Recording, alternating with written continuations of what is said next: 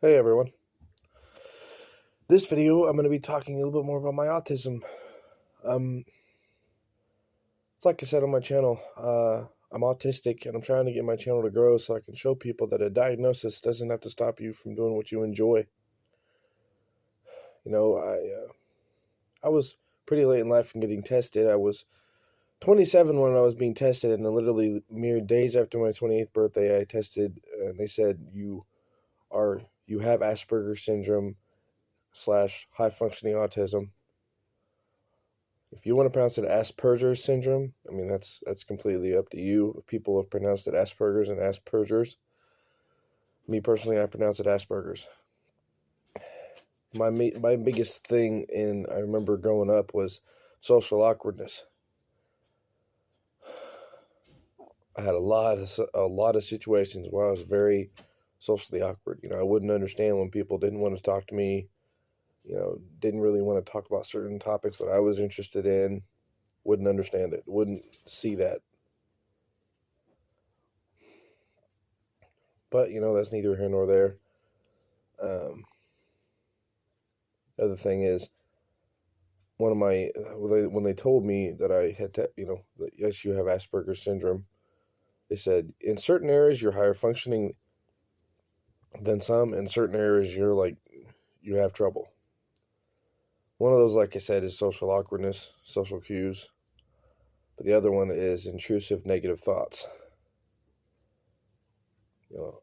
It's because of my autism, or maybe it was just because I was, for a different reason, but I think it was because I was autistic and didn't even know it. I was picked on a lot. And, because of that, I have a lot of negative situations from my past that sometimes I'll remember them and I'll be like, man, why did this person do this? Why did this person say this? Or even myself, sometimes I'll think, oh man, how could I have said this? Or how could I have done this?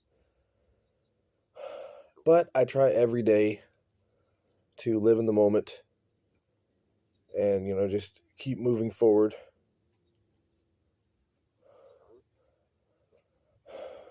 Some days are better than others. Some days are more difficult than others. I think that's not just Asperger's syndrome. That's also just human nature. We all have our good days and our bad days.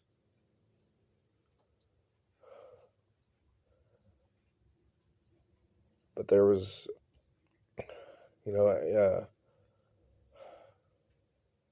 wanted the diagnosis, or I didn't want the diagnosis. I mean, I said that weird. I wanted to be tested and see if I had this. Some people were like, well, if you lived at 27, almost 28 years, well, if you lived 28 years without a diagnosis, why didn't you just keep on living without a diagnosis? You were already a fully grown adult. Obviously, you were, you're doing well. I got my diagnosis. I wanted to be tested because it was going to answer a lot of questions. Like I said, I was very socially awkward, not just growing up, but even in my early to mid and into my mid 20s. I was very socially awkward, didn't understand certain things. I was still picked on a lot for certain things, and I didn't understand, like, why do these people keep doing this, or you know why don't I understand certain things. I got my diagnosis so it would answer questions, and it did. But as I always say, a diagnosis doesn't have to be a label. I don't want to use my autism as an excuse, which is why I'm trying to get my channel to grow. Because yes, I'm autistic, but I want to show people that a diagnosis does not have to stop you from doing what you enjoy. I really enjoy making YouTube content, and I'm trying to get my channel to grow exponentially so that I can be a full-time YouTuber. Now, if that never happens, it never happens.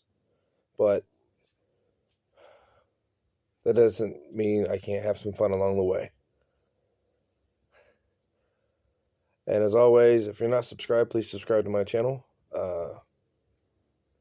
Thank you so much for your time, and let's all have a good and safe day.